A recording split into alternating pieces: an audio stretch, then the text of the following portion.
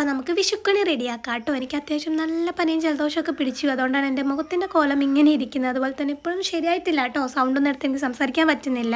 ഇപ്രാവശ്യം നമ്മളൊരു ഒപ്പിച്ച വിഷുക്കണിയാണ് വെച്ചിട്ടുണ്ടായിരുന്നത്. കഴിഞ്ഞ പ്രാവശ്യമൊക്കെ നമ്മൾ റെഫറൻസ് ഒക്കെ നോക്കിയിട്ട് എന്തൊക്കെ എവിടെയൊക്കെ വെക്കണം, എന്തൊക്കെ ഫ്രൂട്ട്സ് വെക്കണം, എന്തൊക്കെ വെജിറ്റബിൾസ് വെക്കണം എന്നൊക്കെ ഉള്ള പ്ലാനും പദ്ധതിയൊക്കെ ഉണ്ടായിരുന്നു. ഇപ്രാവശ്യം പിന്നെ വയ്യാത്തതുകൊണ്ട് അതിനൊന്നും മെനക്കെടാൻ നിന്നിട്ടുണ്ടായിരുന്നില്ല കേട്ടോ. ഫ്രിഡ്ജ് തുറന്നപ്പോൾ കണ്ണി കണ്ട കുറച്ച് പച്ചക്കറിയും കുറച്ച് ഫ്രൂട്ട്സൊക്കെ എടുത്തിട്ടാണ് നമ്മൾ കടിയൊക്കെ റെഡിയാക്കി വെച്ചിട്ടുണ്ടായിരുന്നത്. നമ്മൾ പൈനാപ്പിളും പിന്നെ അതുപോലെ തന്നെ കണിവെള്ളരി പിന്നെ നമ്മുടെ മുരിങ്ങാക്കോല് ആപ്പിൾ ഓറഞ്ച് മാങ്ങ അങ്ങനെയൊക്കെ എല്ലാം കൂടെ വെച്ച് ഒപ്പിച്ചിട്ടുണ്ടായിരുന്നു.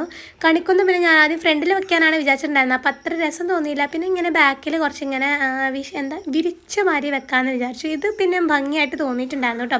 അപ്പോൾ പിന്നെ അവിടെ തന്നെ കുറേ കണിക്കൊന്നൊക്കെ വെച്ചിട്ടുണ്ടായിരുന്നു. അപ്പോൾ മാഷിൻ്റെ അവിടെ നിന്നാണ് നമുക്ക് അത്യാവശ്യം നല്ലപോലെ കണിക്കൊന്ന് കൊണ്ട് തന്നിട്ടുണ്ടായിരുന്നു. അതുകൊണ്ട് നല്ല ലാവിഷായിട്ട് പൂവുണ്ടായിരുന്നു കേട്ടോ.